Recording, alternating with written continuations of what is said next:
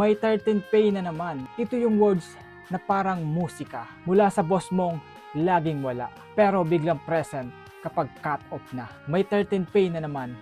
At sa isang iglap, para tayong mga bata na may bagong baon. Nakangiti, nakataas ang kilay, na parang walang problema kahit meron. May 13 pay na naman.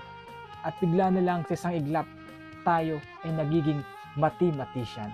Okay, pambayad ng tubig, pambayad ng kuryente, pambayad ng internet, kuting pambayad ng utang kay ate, kay kuya, at kay friend. May pangregalo pa ba sa Pasko?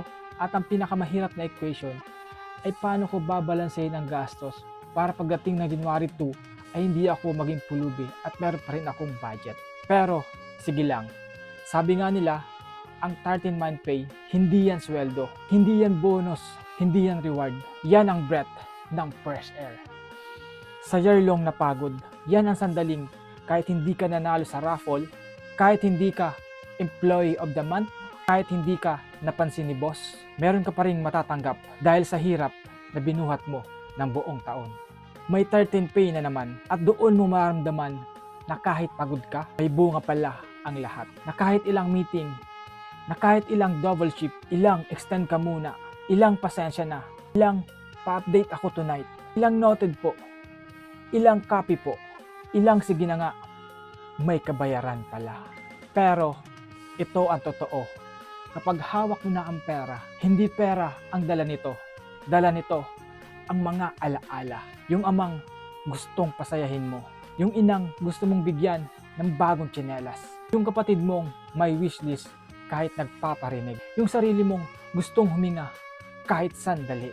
Kaya pag dumating ang 30th month pay mo, hindi lang yan para sa gastos, para yan sa ngiti, para yan sa pahinga, para yan sa sarili mong sinasabi araw-araw na kaya mo pa at kakayanin pa.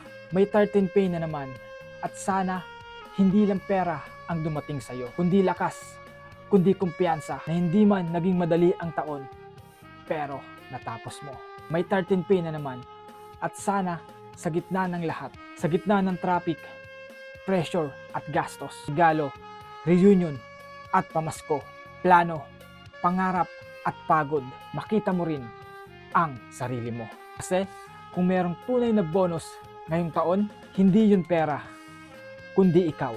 Ikaw na hindi sumuko, ikaw na lumaban, ikaw na nagpatuloy. Kaya sige, damhin mo yan. I-celebrate mo yan. At sabay-sabay tayong sisigaw sa December air. May 13 pay na naman, hindi dahil may pera, kundi dahil may patunay na buo ka pa.